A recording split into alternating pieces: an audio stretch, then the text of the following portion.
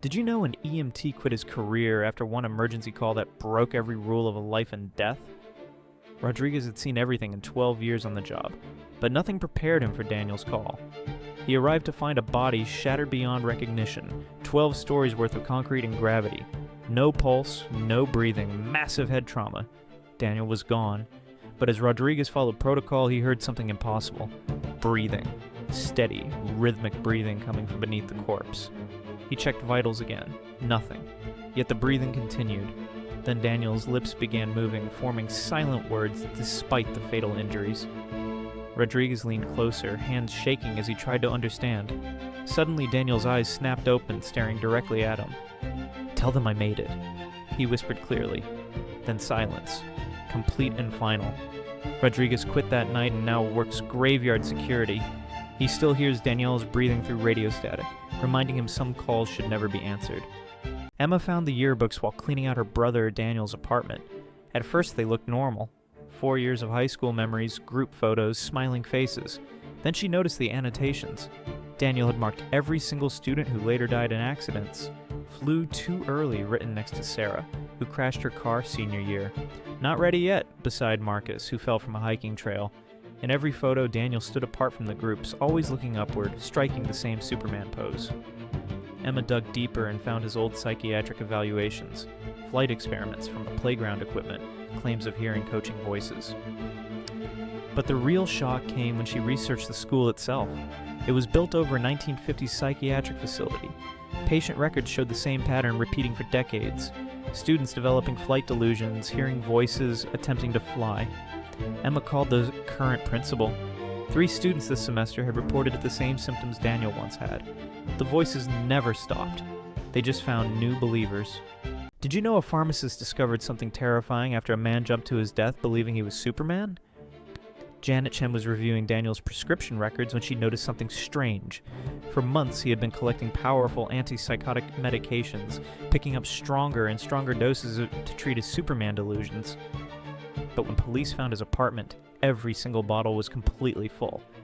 His blood test showed 0 medication in his system.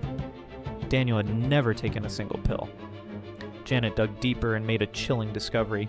Daniel had been selling his medications to other residents in his building, patients who desperately needed their own prescriptions. But it gets worse. Those same patients were now showing up at the hospital with identical flight delusions.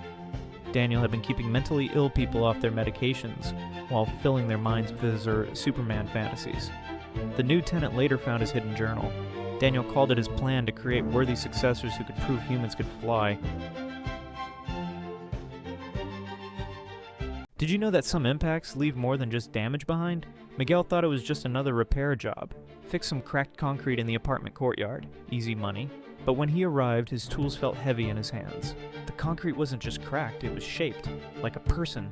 Arms stretched wide, cape flowing behind. The impression went 3 feet deep into solid foundation. Miguel had seen plenty of accidents. This was different. The impact pattern showed someone flying forward, not falling down. That was impossible. Then he saw the blue liquid. It seeped from the cracks, matching the color of Superman's costume. It never stopped flowing. Miguel knelt down to touch it. That's when he heard the whispers. "Help me!" came a voice from inside the concrete. "I'm still here, still flying." Daniel's consciousness was trapped in his final moment, forever believing he was Superman. Now Miguel visits every night. He listens to Daniel's voice promising to teach him the secret of flight. Some promises are too dangerous to believe.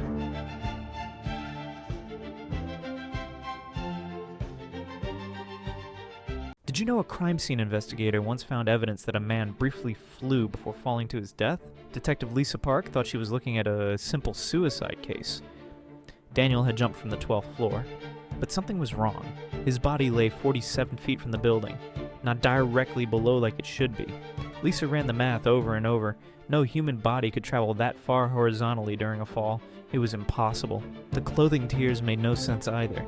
The fabric showed upward wind resistance patterns, like Daniel had been flying up, not falling down. Then Lisa found microscopic blue fibers embedded in his skin. The lab couldn't identify the material.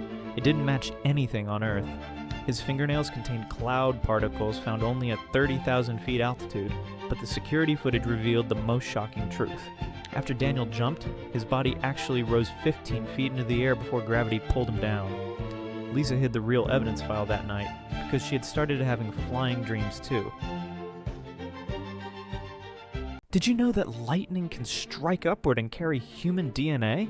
Dr. Sarah Chen thought she'd seen everything as a meteorologist, until she reviewed the data from Daniel's death. The night Daniel jumped, lightning struck upward from the courtyard of the sky. This defied everything she knew about weather. Lightning doesn't work that way. The weather station recordings showed the bolt started at ground level, right where Daniel's body hit.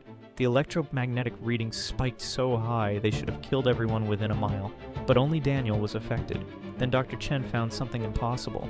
The upward lightning contained human DNA patterns and radio frequencies that matched Superman comic book sound effects. The security footage revealed the truth. The lightning bolt lifted Daniel's body 20 feet into the air before dropping him. The electrical discharge formed a perfect Superman shield symbol in the sky. Now Dr. Chen experiences electrical surges whenever she's near the building. Her body conducts the same upward lightning pattern. Some say Daniel's delusion became reality. Others say something else answered his call. Either way, the lightning remembers. Did you know that some keys can unlock doors to places that don't exist? Locksmith Tony Rodriguez thought he was doing a simple job. Change the locks on a dead man's apartment, nothing unusual. But Daniel's keys felt wrong from the start. They were impossibly warm. They buzzed with electrical energy that made Tony's fingers tingle. Then something terrifying happened. The keys unlocked every door in the building at once. Even doors that had been sealed shut for decades suddenly swung open. But that wasn't the worst part. The keys began opening empty air. Tony watched in horror as doorways appeared in nothing, revealing glimpses of rooms that shouldn't exist. Strange cities, impossible places that looked like comic book worlds.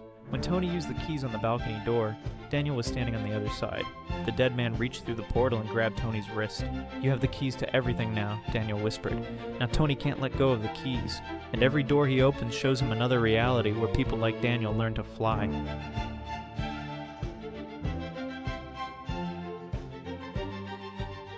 Did you know that dozens of people are now dreaming the exact same nightmare about a man they have never met?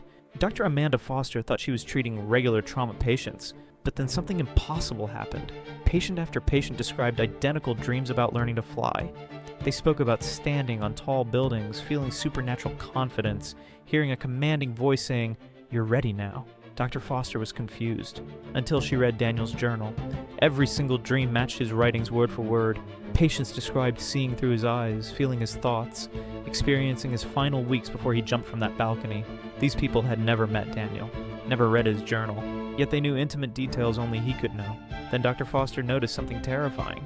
Her patients were sleepwalking, standing on beds with arms spread wide, talking to invisible voices, avoiding mirrors just like Daniel did. One night, Dr. Foster had the dream herself. She sleepwalked to her balcony and saw Daniel's reflection staring back. "Now you understand," he whispered. Today, Dr. Foster leads a support group for 47 people sharing Daniel's dreams. They're all developing the same flying delusions and the same supernatural confidence.